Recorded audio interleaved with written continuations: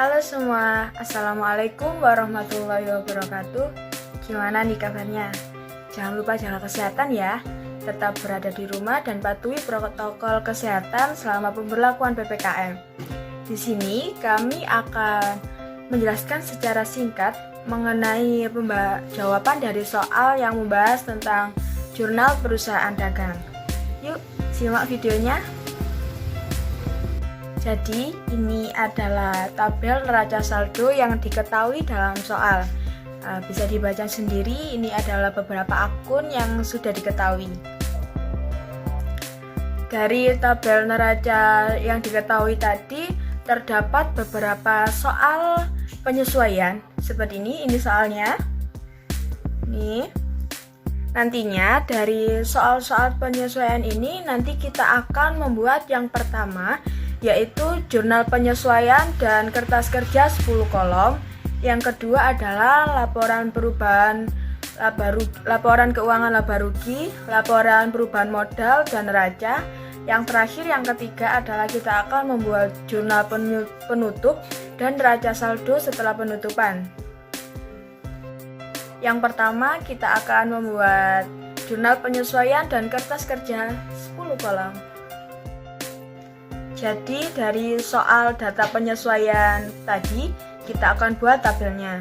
Untuk soal yang A, yang pertama adalah asuransi DBM untuk asuransi dibayar di muka untuk 3 tahun.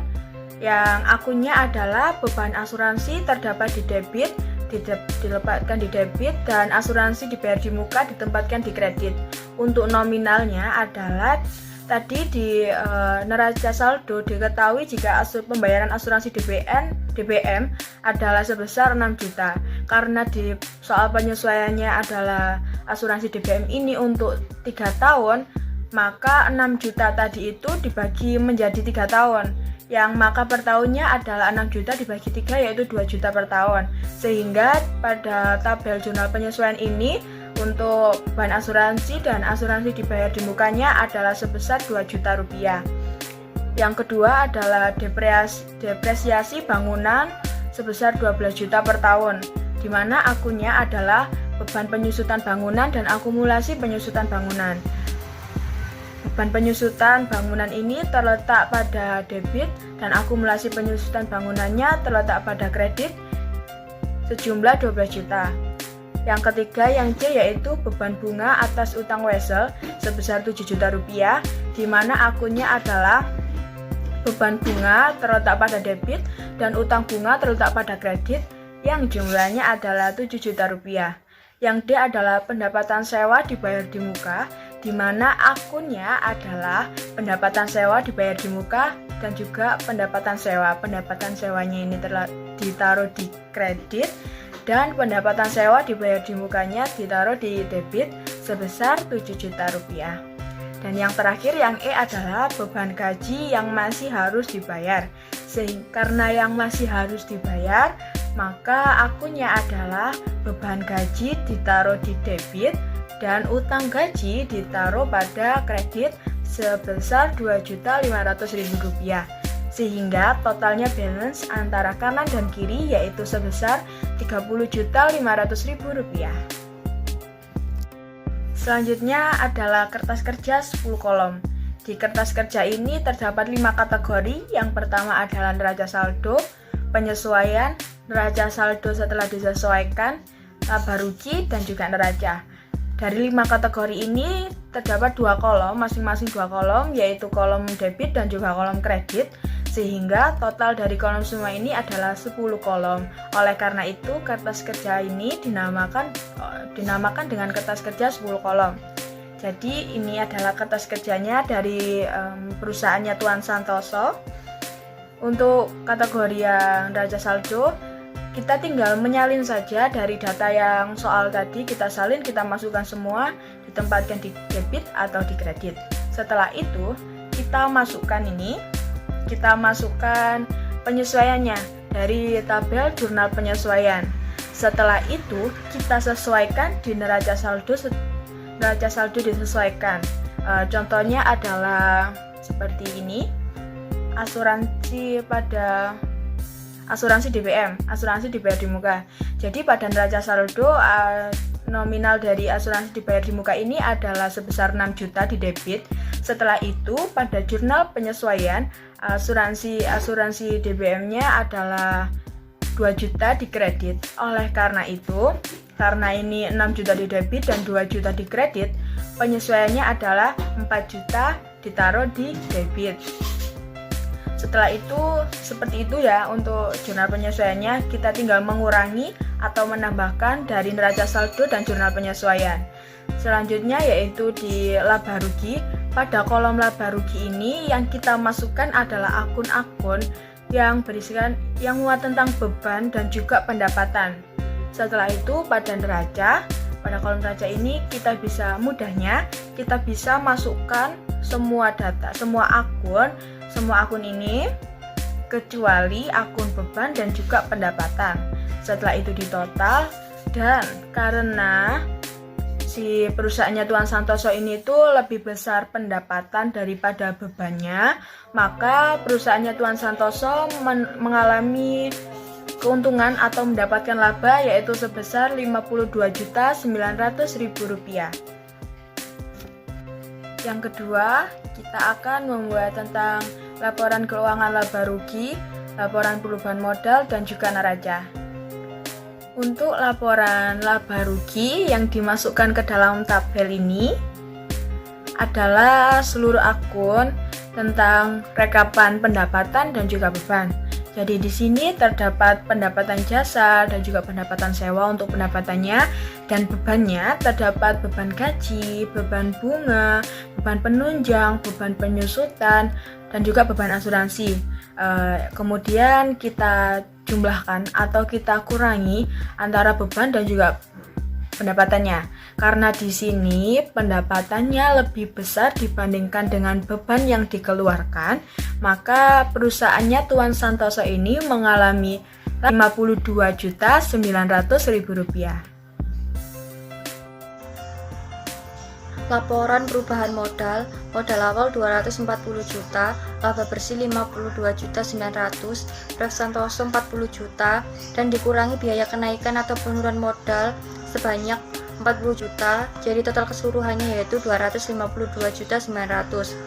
Laporan neraca di aktiva, kas 25 juta, piutang usaha 47.200.000, asuransi DBM 4 juta, tanah 112 juta, bangunan 308 juta, dan dikurangi biaya akumulasi penyusutan bangunan sebanyak 12 juta.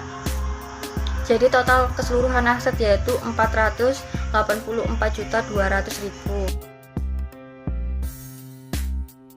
Kas 25 juta masuk ke dalam debit, piutang usaha 47.200.000 masuk ke debit, asuransi DBM 4 juta masuk ke debit, tanah 112 juta masuk ke debit, bangunan 308 juta masuk ke debit. Akumulasi penyusutan bangunan 12 juta masuk ke dalam kredit, pendapatan sewa DBM 1 juta masuk ke dalam kredit, utang wesel 200 juta masuk ke dalam kredit, utang bunga 7 juta masuk ke dalam kredit. Utang gaji 2.500.000 masuk ke dalam kredit, utang usaha 20.800.000 masuk ke dalam kredit, modal Santoso 252.900.000 masuk ke dalam kredit. Jadi jumlah keseluruhan masing-masing dari debit dan kredit yaitu 496.200.000. Jurnal penutup dan neraca saldo setelah jurnal penutup.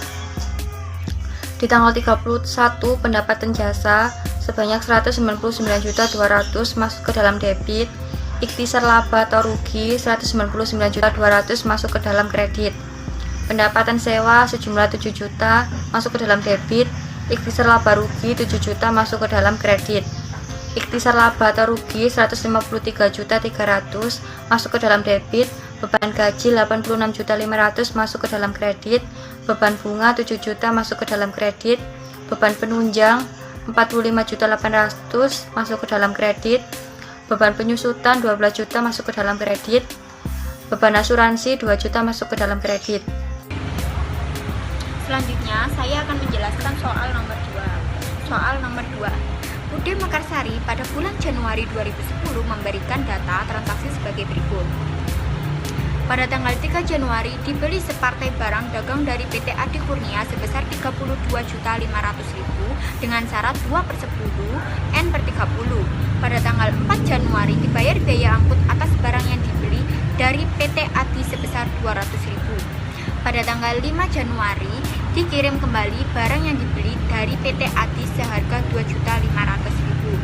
Pada tanggal 8 Januari dibeli perlengkapan toko dari CV Makbul secara tunai sebesar 1.250.000. Pada tanggal 10 Januari dibeli peralatan toko dari FA Badul sebesar 3 juta dengan uang muka sebesar 1.500.000. Dan pada tanggal 12 Januari dijual separtai barang kepada toko Animo sebesar 9.600.000 dengan syarat 2/15 N/30 dengan harga pokok sebesar 8 juta.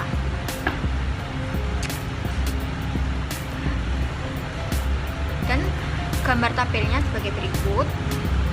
Untuk keterangannya, pada tanggal 3 Januari ini ada persediaan barang masuk ke debit sebesar 32.500.000 dan utang dagang masuk ke kredit sebesar 32.500.000. Pada tanggal 4 Januari ini keterangannya ada biaya angkut pembelian masuk ke debit sebesar 200.000 dan kas masuk ke kredit sebesar 200.000.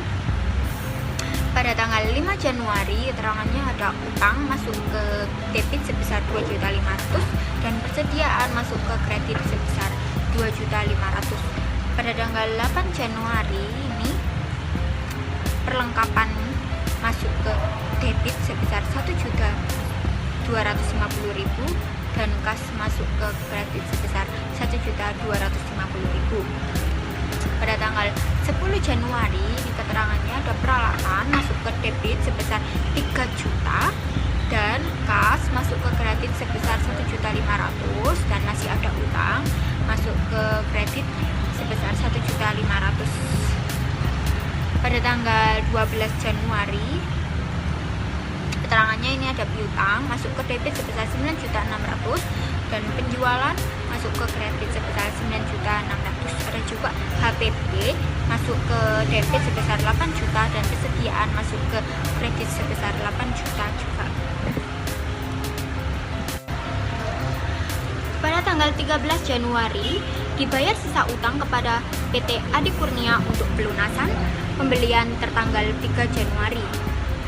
Pada tanggal 14 Januari diterima kembali barang yang dijual kepada toko Animo sebesar 840.000, harga pokok sebesar 700.000. Dan pada tanggal 18 Januari dibeli separtai barang dagang dari PT Bintang 3 sebesar 17.500.000 dengan syarat pembayaran 3/10 N/30. Jadi tabelnya ini per tanggal 13 Januari keterangannya ada utang masuk ke debit sebesar 30 juta. Terus ada kas masuk ke kredit sebesar 29.400.000, ada persediaan masuk ke kredit juga sebesar 600.000.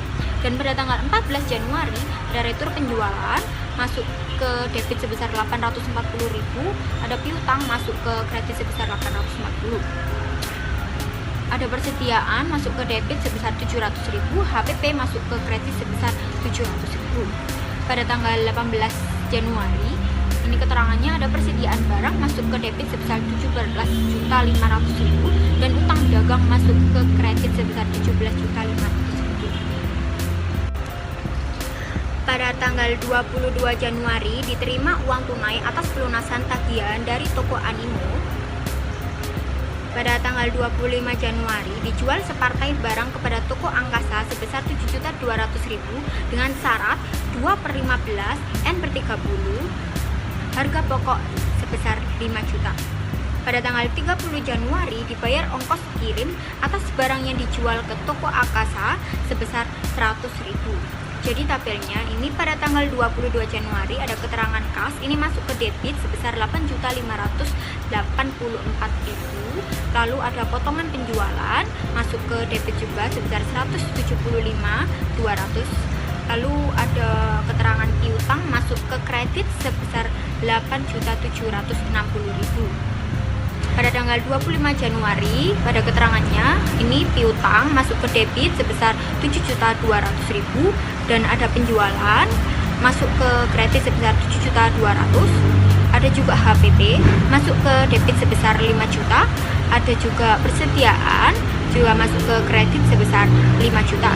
Pada tanggal 30 Januari keterangannya biaya angkut penjualan masuk ke debit sebesar 100.000 dan kas masuk ke kredit sebesar 100.000.